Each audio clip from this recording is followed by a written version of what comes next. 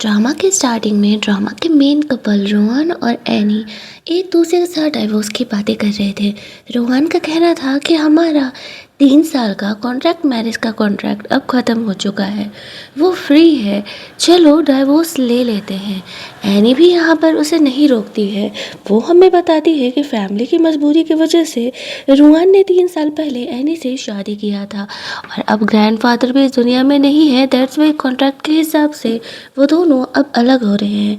लेकिन इन 3 सालों में रोहन ने जो एनी को प्रिंसेस ट्रीटमेंट दिया है, प्यार नहीं होने के बावजूद भी, कोई फिजिकल रिलेशनशिप नहीं होने के बावजूद भी, वो एनी को अपने लाइफ में कभी नहीं मिला था। लिटरली एनी ने अपने डैड के कहने पर रोहन से शादी की थी, उन्हें बिजनेस का फ़ायदा चाहिए था और एनी रोहन के लिए एक परफेक्ट कैंडिडेट थी कॉन्ट्रैक्ट मैरिज वाइफ के लिए। दैट्स वाई वो दोनों एंगेज हुए थे। लेकिन इन 3 सालों में वो एनी का एक नॉर्मल कपल की तरह ख्याल रखा था, उसके सारे प्रॉब्लम्स में, सारे सुख दुख में। और इन 3 सालों में एनी को रोहन से प्यार हो चुका था, लेकिन वो ये बातें उसे कभी नहीं बता सकती थी क्योंकि वो दोनों वैसे भी कॉन्ट्रैक्ट कपल थे और अलग होने वाले थे। रोहन एनी को सिविल ब्यूरो चलने के लिए बोलता है। वो दोनों डाइवोर्स लेकर के बाहर आते हैं। रोहन एनी को डाइवोर्स के बाद एलिमनी के तौर पे पैसे भी ऑफर किया था, लेकिन एनी ने कुछ भी लेने से मना कर दिया। रोहन एनी को कहता है कि तुम अब भी मेरी एक्स वाइफ हो, तुम्हें लाइफ में कभी किसी चीज़ की ज़रूरत हो तो तुम मेरे पास आ सकती हो, मैं हमेशा तुम्हारी हेल्प करने के लिए तैयार रहूँगा। एनी कहती है नहीं, अभी चीज़ों की ज़रूरत नहीं है, हम दोनों वैसे भी कॉन्टैक्ट कपल थे और अब जब अलग हो गए हैं तो आई डोंट थिंक कि मेरा तुम्हारे पास हेल्प लेना सही होगा। रोहन को ऐसा लगता है कि एनी उसे इन 3 सालों में प्यार नहीं कर पाई और वो उसे वैसे भी पसंद तो करती नहीं थी। और इधर एनी को ये लगता है कि रोहन उसे पसंद नहीं करता, बल्कि खुद रोहन को इन 3 सालों में एनी से प्यार हो चुका था। लेकिन उसे ऐसा लगता था कि वो उसे पसंद नहीं करती, इसी वजह से उसने अपनी मन की फीलिंग उसे कभी नहीं बताई। एनी चुपचाप वहाँ से जाने लगती है। रोहन अपनी कार से चले जाता है। एनी की आंखों में आंसू था। वो खुद में सोचती है कि रोहन का जो ये प्रिंसेस ट्रीटमेंट था इन 3 सालों का, वो उसे पूरी ज़िंदगी अब कभी कहीं किसी से नहीं मिलने वाला है। ये बात तो वो अच्छे तरीके से जानती थी। वो अपने घर पहुंचती है, अपने फादर को बताती है कि उसका रोहन का डाइवोर्स हो चुका है। उसके फादर उस पर बहुत ही भड़क रहे थे और कह रहे थे कि तुम किसी काम की नहीं हो, 3 सालों में रोहन का दिल भी तुम नहीं पिघला पाई। एनी कहती है हम शुरुआत से ही कॉन्टैक्ट कपल थे, तो सीरियस रिलेशनशिप होने का तो बात ही नहीं होता है। उसके डैड अब एनी को कहीं और बेचने का प्लान कर रहे थे। वो कह रहे थे कि जब तुम्हारी शादी रोहन से हो रही थी तब गू तुम्हें पसंद करता था, अब वो एक अच्छी कंपनी में बहुत बड़ा सीईओ बन चुका है, तो तुम्हें अब उससे ब्लाइंड डेट पर जाना पड़ेगा और उसे कन्विंस करो उससे शादी करने के लिए। एनी कहती है कि डैड अभी अभी तो मेरा डाइवोर्स हुआ है। इस बात पर उसके फादर कहते हैं क्या फ़र्क पड़ता है, तुम वैसे भी हमारे काम की ही हो और अगर तुम्हें हमारे बिजनेस में फ़ायदा नहीं लाया तो फिर तुम हमारे किसी काम की नहीं रहोगे। एनी की मॉम अब इस दुनिया में नहीं थी। रोहन के एनी के फादर ने सेकेंड मैरिज कर लिया था, जिससे कि उसकी सौतेली बहन जीजी हुई थी। और यहाँ पर एनी को उसके फादर की बात मानने के अलावा और कोई ऑप्शन नहीं दिखता है। वो चुपचाप गो के साथ ब्लाइंड डेट पर जाने के लिए तैयार हो जाती है। वहीं दूसरी तरफ सैडली रोहन घर पहुंचता है। उसका सेक्रेटरी उसे कहता है कि अगर आप एनी को पसंद करने लगे थे तो आपको उसे ये बात बताना चाहिए था। घर जाकर के रोहन एनी को हर जगह मिस कर रहा था। उसे उसकी आदत सी हो चुकी थी इस घर पर। वहाँ पर उसे एनी का एक ब्रेसलेट मिलता है जो कि गलती से वहीं घर पर छूट गया था। अब उसे एनी से मिलने का एक बहाना मिल रहा था। अगली सुबह रोहन को अपने कफलिंग्स नहीं मिल रहे होते हैं। घर की मेड से पूछने पर वो बताती है वो तो एनी ही जानती थी। वह एनी को कुछ सोचने के बाद कॉल करता है। उस समय एनी गू के साथ ब्लाइंड डेट पर गई हुई थी। वो साइड में हट के उसे बात करती है। रोहन उसे कहता है कि मेरे कफलिंग्स तुमने कहाँ रखे हैं। एनी उसे बता देती है कि उसे वो कफलिंग उस घर में कहाँ मिलेंगे। रोहन को नहीं पता था कि एनी ब्लाइंड डेट पर है। वो उससे ज़्यादा कुछ नहीं पूछता है, सिर्फ इतना ही बात करके फ़ोन रख देता है। फ़ोन रखते ही यहाँ पर गो एनी से पूछने लगता है किसका फ़ोन था। एनी उसे झूठ बोल देती है कि दोस्त का। यहाँ पर यह लड़का बहुत ही बदतमीज़ था। वो एनी से कहता है 3 साल पहले जब मैं तुम्हें पसंद करता था तो तुम किसी और से शादी कर ली। असल में मैं तुमसे शादी इसलिए कर रहा हूँ क्योंकि तुम्हारी फैमिली की प्रॉपर्टी भी मेरी हेल्प कर सकती है मेरे बिजनेस में। अब तुम्हें तो मेरा एहसान मानना चाहिए कि सेकंड हैंड होने के बावजूद भी मैं तुमसे शादी कर रहा हूँ, लेकिन फ्री में नहीं करने वाला। तुम्हें प्रॉपर मेरी मेड बन के रहना पड़ेगा, मेरा सारा ख्याल रखना पड़ेगा, मेरे सारे काम करने पड़ेंगे, मेरे घर वालों का भी ख्याल रखना पड़ेगा। एनी को यहाँ पर रोहान के साथ बिताए वक्त याद आते हैं। वो कितना जेंटलमैन था और कितने प्यार से उसने उसे अपने घर में रखा हुआ था, जैसे कि वो उसे इतना प्यार करता है कि वो उससे कुछ भी काम करने नहीं देना चाहता था। एनी बार बार हर एक चीज़ वहाँ पर रोहान से कंपैरिजन करने लगी थी। वो इतना तो जानती थी कि रोहान जैसा पार्टनर उसे कभी नहीं मिलने वाला।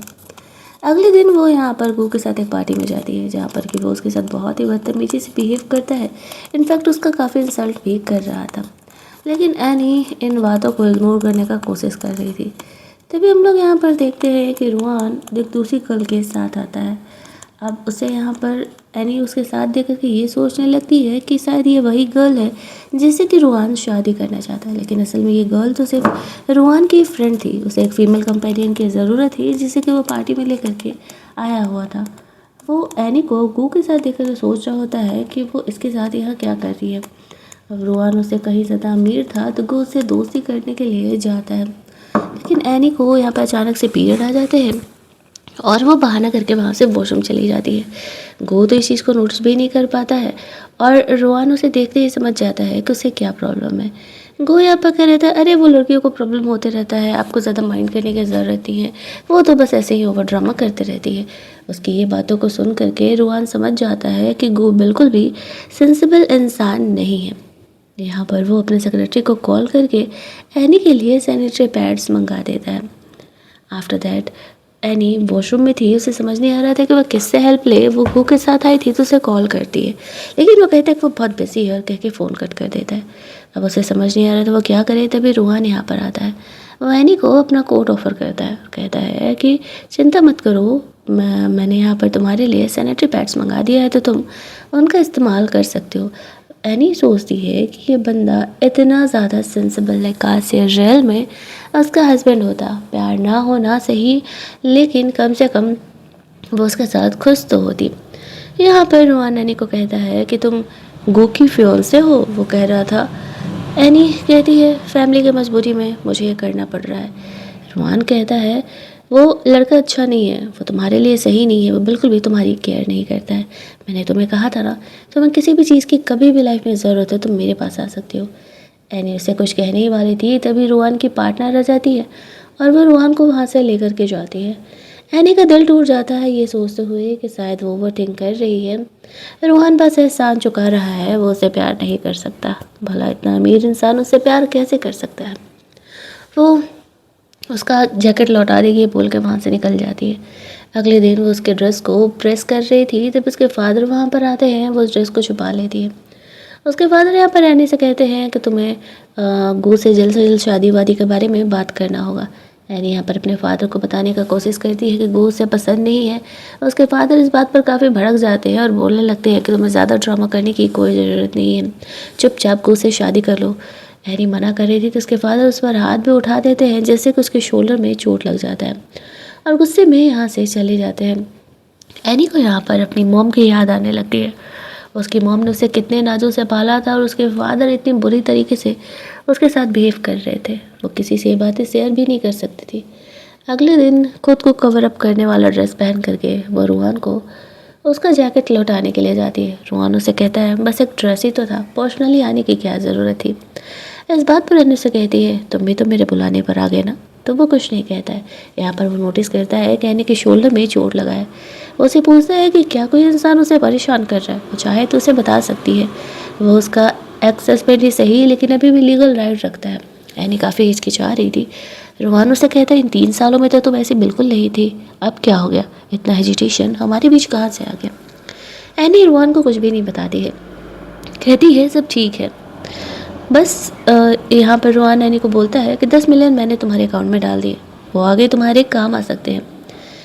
एनी तो उसे मना ही कर रही थी, लेकिन कहीं ना कहीं वो जानती थी कि उसके पैसे की ज़रूरत तो है, क्योंकि अगर वो उससे शादी नहीं करेगी तो उसके फादर उसके खर्चे रोक देंगे। अब वो इतनी टैलेंटेड तो थी नहीं कि कहीं जा कर के बड़ा जॉब कर सके जिससे वो अपना खर्चा निकाल सके। यहाँ पर एनी रोहान के साथ एक लाइन क्रिएट कर देती है कहते हुए अब वो दोनों अलग हो चुके हैं, रोहान से उसका हेल्प लेना सही नहीं है। ये कह के वो वहाँ से चली जाती है। रोहान बाहर जाता है एनी के पास। वो उसे कन्फेस करने के बजाय सिर्फ इतना ही कह पाता है कि वो हमेशा उसका हेल्प करने के लिए तैयार है। लाइफ के किसी भी सिचुएशन में अगर एनी को उसकी ज़रूरत हो तो वो ज़रूर ही उसके पास आ सकती है। वो हमेशा उसके लिए खड़ा मिलेगा। एनी ओके बोल करके वहाँ से चली जाती है, ये सोचते हुए कि अच्छा होगा जो हम दोनों दोबारा ना मिले। वो रोहान को परेशान नहीं करना चाहती थी।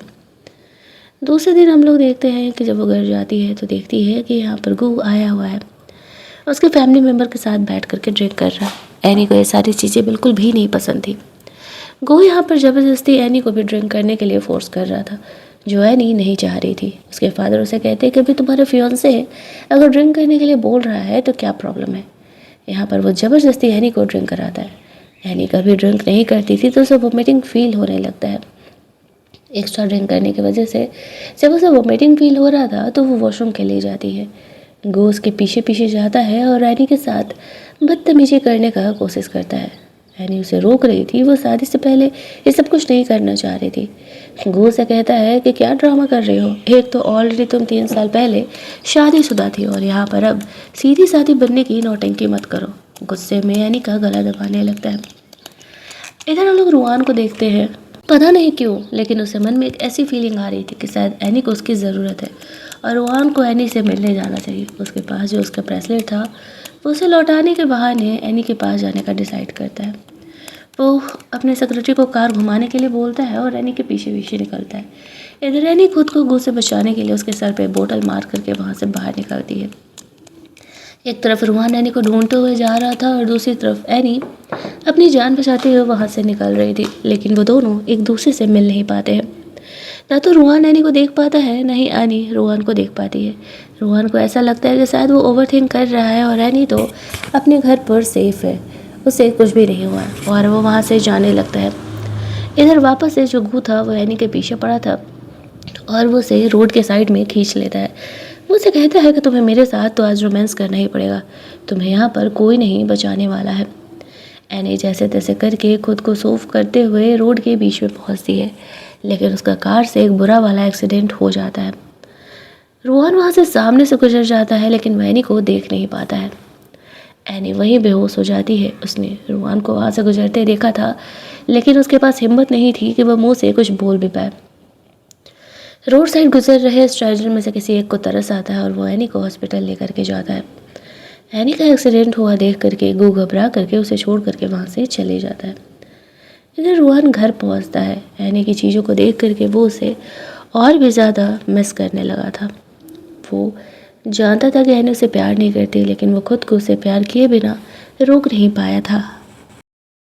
बेचारी एनी इतने दिनों तक अकेले हॉस्पिटल में रहती है। वो जो अच्छा इंसान था उसने एनी का एडवांस पेमेंट कर दिया था, दैट्स वाई वो थोड़ा रिलैक्स फील कर पा रही थी। जब वो जगती है तो देखती है कि रोहन के बहुत सारे मैसेजेस हैं लेकिन वो उसके किसी मैसेजेस का जवाब नहीं देती है। ये सोचते हुए कि जब रोहन के लाइफ में कोई और है तो एनी को उसे डिस्टर्ब नहीं करना चाहिए। और इधर रोहन परेशान कि क्या एनी उसे इग्नोर कर रही है। उस दिन के बाद से तो उसके किसी कॉल मैसेज का जवाब नहीं देती है। 1 महीने बाद एनी हॉस्पिटल से डिस्चार्ज होती है। वो चेक करती है कि उसके अकाउंट में जो पैसे रोहन ने उसे दिए थे वो तो किसी ने यूज़ कर लिए। गुस्से में अपने फादर को कॉल करती है तो उसके फादर उसे कहते हैं कि तुम्हें यहाँ पर गो के साथ शादी नहीं कर रही थी, इसी वजह से मैंने तुम्हारे वो पैसे निकाल लिए हैं। तुम्हें सबक सिखाने के लिए अब दोबारा मुझे फ़ोन मत करना। एनी को सर्वाइव करने के लिए पैसे चाहिए थे, उसके पास डिग्री तो नहीं थी, तो एनी को यहाँ पर छोटे मोटे जॉब करने पड़े हैं। वो रोहन से हेल्प लेने के बजाय अकेले ही सरवाइव करने का डिसाइड करती है। वो यहाँ पर चली जाती है कॉफ़ी शॉप्स में काम करने के लिए। धीरे धीरे दिन बीत रहे थे। एनी इसी तरीके से छोटा मोटा काम कर रही थी। लाइफ उसकी काफ़ी टफ थी लेकिन उसने कभी किसी से इन सारी चीज़ों के बारे में कंप्लेन नहीं किया। यहाँ पर एक दिन रोहन नोटिस करता है कि जो लड़की उसके ऑफिस में कॉफ़ी डिलीवर करने के लिए आई है शायद वो एनी हो सकती है। एनी रोहन को देखती है, खुद को छुपा लेती है, लेकिन रोहन को डाउट तो हो चुका था। वो अपने सेक्रेटरी को बोलता है पता लगाने के लिए कि एनी इन दिनों कहाँ है और आखिरकार वो उसके मैसेजेस कॉल का रिस्पॉन्ड क्यों नहीं कर रही है।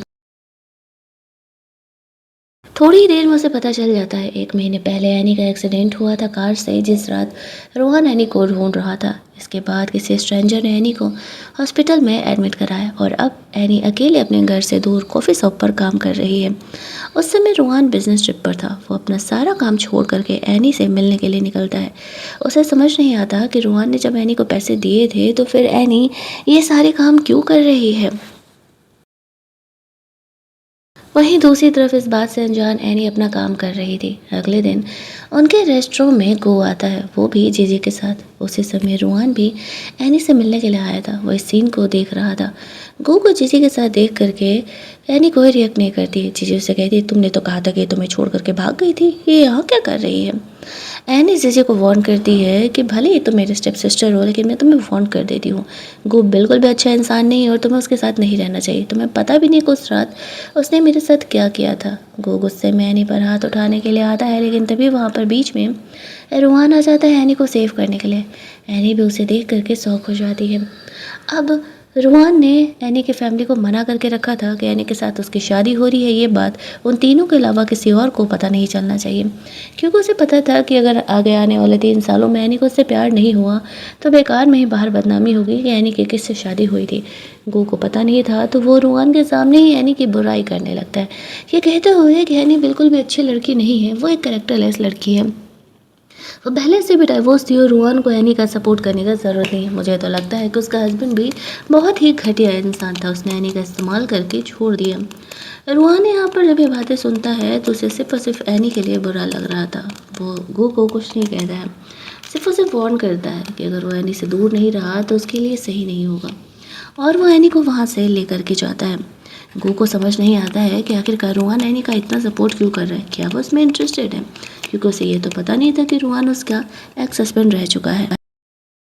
वो उसे वहाँ से अपने कार में लेकर के जाता है। अपने सेक्रेटरी को कार से बाहर निकलने के लिए बोलता है कि उसे एनी से बात करना है। एनी कहती है, बोलो क्या प्रॉब्लम है। रोहन उसे कहता है, मुझे पता चला 1 महीने पहले तुम्हारा कार का एक्सीडेंट हुआ था, तुम अकेले यहाँ पर सर्वाइव कर रही हो, मैंने जो तुम्हें पैसे दिए थे वो सब कुछ तुमने क्यों नहीं इस्तेमाल किए। एनी उसे कह रही है, मुझे तुम्हें ये सब कुछ बताने की कोई ज़रूरत नहीं है, तुम मेरे एक्स हस्बैंड हो और हमारा कोई रिलेशन नहीं है, मैंने 1 महीने पहले ये सारी चीज़ें क्लियर कर दी थी। रोहन कहता है, हाँ लेकिन फिर भी मैं अपनी रिस्पॉन्सिबिलिटी निभाना चाहता हूँ, तुम तो मुझे जानते ही हो ना, मैं तुम्हें इस तरीके से अकेले सर्वाइव करने के लिए नहीं छोड़ सकता। वो अपने सेक्रेटरी को कार ड्राइव करने के लिए बोलता है और एनी को वहाँ से घर लेकर के जाता है। घर जाने के बाद बिल्कुल पहले की तरह वो यहाँ पर एनी का ख्याल करता है, उसे सैंडल्स ऑफर करता है। रोहान ने एनी को एक अलग लेवल का प्यार दिखाया था जो कि उसे लाइफ में कोई भी नहीं देने वाला था। ये बात उसे तो रियलिटी चेक कब का हो चुका था। रोहान यहाँ पर एनी से पूछने लगता है, बताओ क्या हुआ था। एनी उसे बताती है कि उसके सारे पैसे उसके फादर ने ले लिए। वो गो से शादी नहीं करना चाहती थी क्योंकि वो एक अच्छा इंसान नहीं था, इस वजह से उसके फादर ने उसके सारे पैसे ले लिए और उसे यहाँ पर अकेले ही जॉब करना पड़ रहा है। जो एक्सीडेंट हुआ था उसके बाद वो रोहन को परेशान नहीं करना चाहती थी, इसी वजह से उसने यहाँ पर रोहन को कुछ भी नहीं बताया। रोहन एनी से कहता है कि वो उसके लिए रिवेंज लेगा और वो एनी को अकेले नहीं छोड़ सकता है। जब तक उनका ये बदला पूरा नहीं हो जाता एनी यहाँ पर रोहन के साथ उसके घर पर रहेगी। वैसे तो एनी मना कर रही थी, उसे ऐसे मन में था कि रोहन की जो पार्टनर है उसे इस बात की कहीं कुछ गलतफहमी ना हो जाए, लेकिन यहाँ पर जो रोहन होता है वो एनी को कन्विंस कर लेता है कि जब तक उसका ये बदला पूरा नहीं हो जाता तब तक वो यहाँ पर हक से रह सकती है, वो उसकी एक्स वाइफ है। तो फिर एनी कुछ सोचने के बाद उसकी बात मान जाती है। एनी जब सो रही थी रात में अकेले, रोहन ड्रिंक कर रहा था। उसके दोस्त उसे बुलाते हैं साथ में, लेकिन रोहन मना कर देता है। वो लोग कहते हैं कि भाई तू कब से ड्रिंक करने लगा, तू तो बिल्कुल भी ड्रिंक नहीं करता था। रोहन कहता है, ज़िंदगी में बहुत दुख है। वो एनी के लिए बहुत ही बुरा फील कर रहा था, बेचारी उसने ये सब कुछ कितना झेला है। यहाँ रोहन के साथ घर पर रहने के बदले उसने एनी को सिर्फ उसके लिए हर रोज़ 1 कप कॉफ़ी बनाने का काम दिया था। एनी वहाँ से अपना नया स्टूडियो खोलने का सोच रही थी, वही सब के बारे में काम करने के लिए वो निकल रही थी, लेकिन रोहन उसे अपने साथ रोक लेता है, उसे कॉफ़ी बनाने के लिए बोलता है। एनी कॉफ़ी बनाने में बिजी हो जाती है और रोहन तो बस उसे अपने साथ रोकने का बहाना ढूंढ रहा था। तभी वहाँ पर रोहन ने जीजी को बुलाया हुआ था। जीजी यहाँ पर डरते डरते आती है। वो ये सोचती है कि रोहन उसे पनिशमेंट देने के लिए बुलाया हुआ है, क्योंकि उसे ऐसा लगता है कि उसने एनी के बारे में गू को बता दिया है। वो रोहन को बार बार यही कह रही थी कि उसने उसके बारे में उसे कुछ भी नहीं बताया है। वो उसे कहता है, नहीं नहीं, मैं इस चीज़ के लिए थोड़ी बुला रहा हूँ, मुझे ना तुम कुछ ज़्यादा ही एक्साइटिंग लगती हो, तो क्या तुम मेरी सीक्रेट गर्लफ्रेंड बनोगी। अब वो सोचती है कि इसका तो सीक्रेट गर्लफ्रेंड बनना भी काफ़ी फ़ायदेमंद है, बहुत सारे पैसे मिलेंगे और क्या पता नियर फ्यूचर रोहन को मुझसे प्यार हो जाए तो वो मुझसे शादी वादी भी कर ले। ये सोचते हुए वो ये बात मान जाती है। रोहन कहता है, और गू का क्या। जीजी कहती है, मैं तो उससे कभी भी ब्रेकअप कर लूँगी, हमारे बीच वैसे भी कोई वैसा सीरियस वाला रिलेशनशिप नहीं है और उसने तो मुझे अभी तक टच भी नहीं किया है। वे सारी बातें झूठ बोल रही थी। रोहन यहाँ पर जीजी को ये दिखाता है कि वो उसे पसंद करता है। एनी से डिवोर्स के बाद वो उसके साथ रहना चाहता है। इस बात से जीजी बहुत ही खुश होकर के बात मान जाती है, लेकिन बदले में यहाँ पर रोहन ने जीजी को गू के खिलाफ कुछ कुछ काम करने के लिए बोले हुए थे। अब पैसे के लालच में यहाँ पर जीजी सारा काम करने के लिए तैयार हो जाती है। तब तक रोहन ने उनके रिलेशनशिप को हिडन रखने के लिए बोला था। जीजी बात मानते हुए वहाँ से चली जाती है। जब वो वहाँ से जाती है, एनी बर्तन धुल रही थी। रोहन उसका हेल्प करने के लिए चले जाता है। वो एनी को बताता है कि वो जीजी का इस्तेमाल कर रहा है गू के खिलाफ और जल्दी ही जो उसे चाहिए वो उसे मिल जाएगा। रात में जीजी गू से मिलती है। दोनों साथ में ड्रिंक कर रहे थे, रोमांस कर रहे थे। बहाने बहाने में जीजी गू से एनी के बारे में पूछती है, साथ ही में उसकी बातों को भी रिकॉर्ड कर रही थी। गू यहाँ पर बोलने लगता है, जीजी का जो कार एक्सीडेंट हुआ था 1 महीने पहले, वो उसने अरेंज किया था क्योंकि वो उससे बदला लेना चाह रहा था। अब जीजी के पास गू के खिलाफ सारे सबूत थे। इन बातों को रिकॉर्ड करके वो रख लेती है। गू को तो इस बारे में पता भी नहीं था। अगली सुबह जब एनी अपने काम के लिए जा रही थी, तब रोहन उसे नहीं रोकता है। वहाँ से निकल रही होती है, तभी उसे जीजी का फ़ोन आता है। जीजी उसे कहती है कि मेरे पास गू के खिलाफ सबूत है। 1 महीने पहले जो गू ने यहाँ पर जानबूझ करके उसका एक्सीडेंट किया था, तो वो सारे सबूत मेरे पास यहाँ पर है। ये बात तो खुद रोहन को भी नहीं पता था। वो ये बात सुन करके काफ़ी शौक हो जाता है, लेकिन कहीं ना कहीं वो सोच रहा था कि चलो ठीक है, गू के खिलाफ उसे सबूत मिल गए, तब वो उसे सबक आसानी से सिखा पाएगा।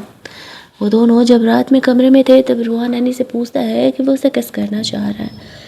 इसके बाद वो एनी को किस करने के लिए आगे बढ़ता है, लेकिन एनी उसे रोक देती है, ये कहते हुए कि वो दोनों अलग हो चुके हैं और अब इस टाइप के रिलेशनशिप को आगे बढ़ाना सही नहीं है। रोहन हालांकि यहाँ पर एनी के डिसीजन को सपोर्ट तो करता है, रिस्पेक्ट तो करता है, लेकिन वो उसे ये बातें बताना चाह रहा था कि वो एनी से प्यार करता है। बस सिस्टर से नहीं बता रहा था कि कहीं एनी उससे पूरी तरीके से अलग ना हो जाए, क्योंकि वो तो उससे प्यार नहीं करती थी। अगले दिन रोहन जीजी से मिलता है और गू के खिलाफ वो सबूत रख लेता है। बदले में उसे कुछ पैसे दे देता है, ये कहते हुए कि तुमने बहुत अच्छा काम किया। अब जीजी ये सोच रही थी कि इतने छोटे से काम के लिए रोहन ने उसे इतने अच्छे खासे पैसे दिए। अगर वो एक्शन में उसकी गर्लफ्रेंड बन गई, तब रोहन से उसे कितने पैसे मिलेंगे। उसे तो यही लगता था कि एनी को रोहन से डिवोर्स के बाद उसे अच्छे खासे पैसे मिले होंगे। इनफैक्ट वो बहुत ही एक्साइटेड थी। कहीं ना कहीं उसे एनी से ये भी पता था कि इन 3 सालों में रोहन ने एनी को टच भी नहीं किया था।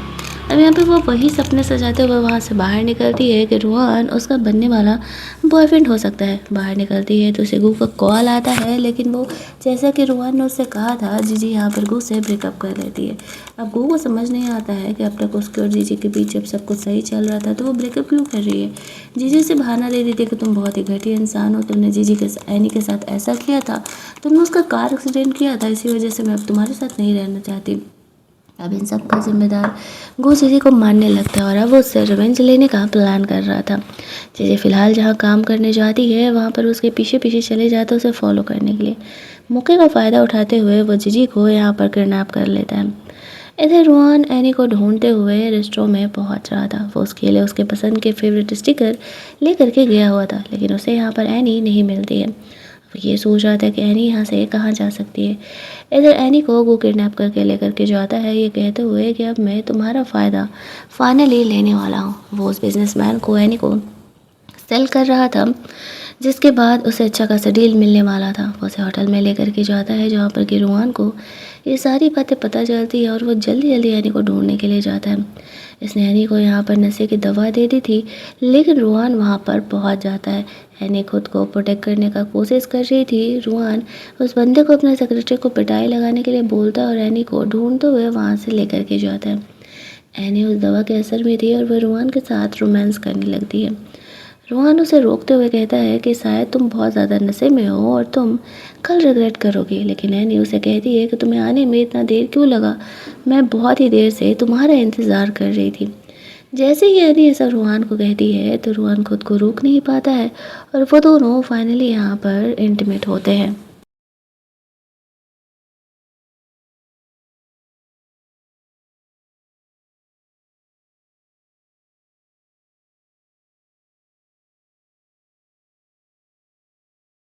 अगले दिन रूहान एनी को डिमांड करता है कि उसे उसके डैड की कंपनी चाहिए। इसके बाद वो जीजी को पब्लिकली अनाउंस करेगा कि वो दोनों रिलेशनशिप में हैं। हालांकि जीजी के लिए काफ़ी टफ होने वाला था और उसके बाद उसके पास कुछ भी नहीं होता, लेकिन फिर भी वो यहाँ पर रोहन की बात मान करके वो कंपनी उसके नाम करने के लिए तैयार हो जाती है, सोचते हुए कि अगर ये सेक्रीफाइस करके वो एक्चुअल में रोहन की गर्लफ्रेंड बन जाती है तो फिर तो ये बहुत ही ज़्यादा अच्छी बात हो जाएगी। ये सोचते हुए वो यहाँ पर उसकी बात मान जाती है, लेकिन उसे पता नहीं था कि इसके बाद वो अपना सब कुछ खोने वाली है। एनी रोहन के घर में आराम कर रही थी और रोहन प्यार से बस उसे देख रहा था। कुछ देर बाद जब एनी की नींद खुलती है तो वो बहुत ही ज़्यादा शाय फील कर रही थी कल रात जो उन दोनों के बीच हुआ। रोहन यहाँ पर एनी से कहता है कि कल रात तुमने रोमांस इनिशिएट किया था और अब इसमें शर्माने वाली बात कौन सी है, वैसे भी तो हम दोनों हस्बैंड वाइफ रह चुके हैं। यहाँ पर वो असल में बहुत ज़्यादा ही शाय फील कर रही थी। रोहन उसे काम डाउन कर रहा था। वो अब एनी के साथ दोबारा एक सीरियस रिलेशनशिप के बारे में सोच रहा था। डाइवोर्स होने के बाद ही उन दोनों को एक दूसरे के प्यार का एहसास हुआ था। लेकिन एनी अब रोहन से थोड़ी दूरी बना करके रखती है। वो यहाँ पर उसे कहती है कि वो जा रही है काम करने के लिए, अब सीधे शाम में आएगी। रोहन को समझ में आ रहा था कि एनी उससे डिस्टेंस क्रिएट कर रही है। उस रात के बाद वो काफ़ी उसके साथ ऑकवर्ड महसूस कर रही थी। वो चुपचाप वहाँ पर अपना काम करने के लिए जा रही है तो देखती है कि गो यहाँ पर आकर के तमाशा किया हुआ है, क्योंकि जीजी कल भी एनी कल भी सेव हो गई थी। तो अब रोहन यहाँ पर एनी को प्रोटेक्ट करने के लिए आता है, लेकिन एनी यहाँ पर जो पलट करके गो को जवाब देती है और सबके सामने उसका पोल खोलने लगती है। इस वजह से गो यहाँ पर बहुत ही एम्बेरस होने लगता है और चुपचाप वहाँ से चली जाता है। यहाँ पर तब जा कर के रोहन को समझ में आता है कि शायद उसने जो है एनी को एक मोरल सपोर्ट इतना ज़्यादा दे दिया है कि अब उसे किसी से डरने की ज़रूरत नहीं है। वो यही तो चाह रहा था कि किसी भी तरीके से एनी इतना स्ट्रांग हो जाए कि कोई उसे बली ना कर सके, और वही यहाँ पर हो रहा है। गो को वहाँ से जाना पड़ता है। एनी रात में घर पहुंचती है तो देखती है कि रोहन उसके लिए डिनर प्रिपेयर कर रहा है। खाने के टेबल पर वो यहाँ पर एनी को उसके डैड का कंपनी का पूरा पेपर देते हुए कहता है कि फाइनली ये कंपनी अब तुम्हारी हुई, मैंने तुम्हारे डैड की कंपनी तुम्हारे नाम कर दी है। वो यहाँ पर ये देख करके शौक हो जाती है कि इतनी आसानी से रोहन ने कैसे कर लिया। उसे भरोसा नहीं हो रहा था कि उसने जो कहा था कि वो उसके लिए बदला लेगा वो सच में पूरा हो रहा है। वो रोहन को थैंक्स बोलती है क्योंकि ये कंपनी उसकी मॉम की ही बनाई हुई थी, उसके डैड अब उसे संभाल रहे थे। लेकिन तभी एनी नोटिस करती है कि उसे वोमिटिंग फील हो रहा है। वो समझ जाती है कि शायद वो रोहन के बेबी को लेकर के प्रेग्नेंट है। ये बात वो रोहन को नहीं बता सकती थी क्योंकि उन दोनों का अब कोई रिलेशन नहीं था। इसी वजह से वो यहाँ पर चेक भी करती है और असल में वो प्रेग्नेंट ही निकलती है। अब रोहन से उसे डिस्टेंस मेंटेन रखना था ताकि रोहन को इस बारे में कोई पता ना चल सके। रोहन को लगने लगा था कि यानी इतना वियर्ड बिहेवियर क्यों कर रही है, उसका तबीयत तो ठीक है ना। उसे कहता है कि चलो मैं तुम्हें डॉक्टर के पास लेकर के चलता हूँ, लेकिन एनी मना कर देती है और कहती है कि नहीं वो ठीक है। धीरे धीरे दिन बीत रहे होते हैं। जीजी यहाँ पर आकर के एनी को शो ऑफ कर रही थी कि रोहन तो कभी तुम्हें इंटरेस्ट लिया ही नहीं था और अब देखो वो मुझे खुद की गर्लफ्रेंड बनाने के लिए तैयार है।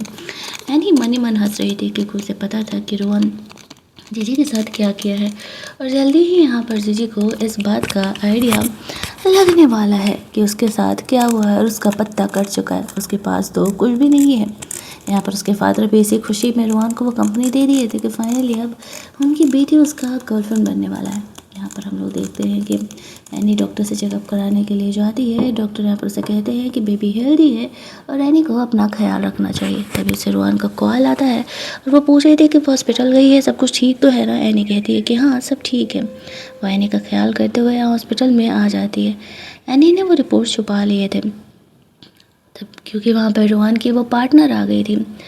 रोहन एनी को वहाँ से लेकर के जाता है। एनी को अब भी लग रहा था कि वो दोनों एक दूसरे से प्यार करते हैं और शादी करने का प्लान कर रहे थे, लेकिन वो लड़की सिर्फ और सिर्फ रोहन की दोस्त थी। ये बात एनी को कोई आइडिया नहीं था। घर जाकर के उसे समझ नहीं आ रहा था कि वो रोहन को इस बारे में बताए या ना बताए। वो चुपचाप से घर पर बैठी हुई थी। रोहन उससे बात करने के लिए आता है कि क्या हुआ, कोई प्रॉब्लम है, कोई हेल्प चाहिए, कोई परेशान कर रहा है तो वो उसे बता सकती है।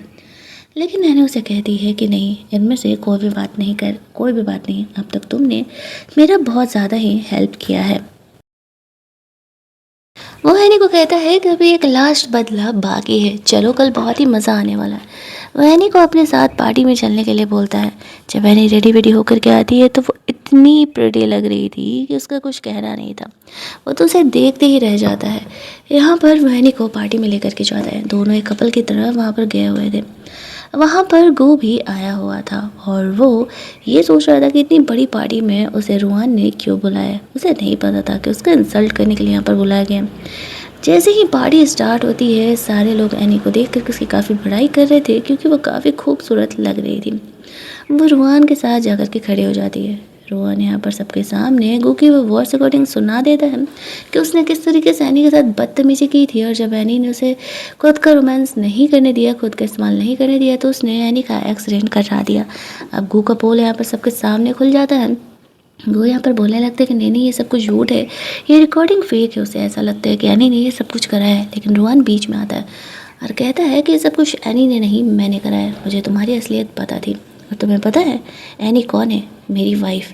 गो को गार्ड्स वहाँ से लेकर के जाते हैं। एनी यहाँ पर रोहन को गले से लगा लेती है। फाइनली उसका बदला पूरा हो चुका था। पब्लिक में सबको पता चल गया था कि गो ने क्या किया है। घर पर रोहन पहले की तरह एनी का केयर कर रहा था, लेकिन दिल पर पत्थर रखते हुए एनी उसे कहती है कि आई थिंक कि अब हमें साथ रहने की कोई ज़रूरत नहीं है। वैसे भी तुमने मेरा बदला ले लिया है। रोहन को समझ नहीं आता कि अब एनी को क्या बहाना करके रोके। वो जा करके भी उसे अब एनी को अपने साथ नहीं रख पा रहा था। वो यहाँ पर चाहता था कि एनी कैसे करके मेरे साथ रहे। इधर जीजी की हालत ख़राब हो चुकी थी। वो रोहन से मिलने के लिए आती है।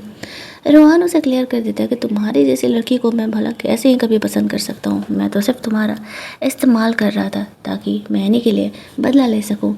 जब ये बातें यहाँ पर जीजी को पता चलता है तो वह समझ जाती है कि उसका कट चुका है। अब तो उसके पास कंपनी भी नहीं है और जो सो कॉल्ड बॉयफ्रेंड गो था अब तो वो भी नहीं है। वो इस बात से बहुत ज़्यादा ही गुस्सा आ जाती है और इन सारी चीज़ों का जिम्मेदार अब वो एनी से लेना चाहती थी, उसको जिम्मेदार ठहराते हुए।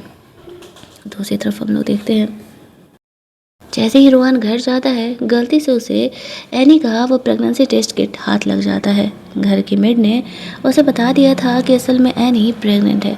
उसकी खुशी का कोई ठिकाना ही नहीं था। वो समझ जाता है कि एनी असल में प्रेग्नेंट है और वो उससे ये बात छुपा रही है क्योंकि उसे पता था कि वो दोनों अलग हो चुके हैं। इसी वजह से वो हॉस्पिटल में चेकअप कराने के लिए जा रही है इधर रेगुलर बेसिस पर, और रिसेंटली उसे मॉर्निंग सिकनेस भी हो रही है। अब उसे सब कुछ धीरे धीरे करके पता चलने लगा था। इन सारी बातों को लेकर के बहुत ही एक्साइटेड हो जाता है। एनी के लिए एक रिंग प्रिपेयर करता है और उसे वो रिंग दे करके प्रपोज करने का डिसाइड करता है।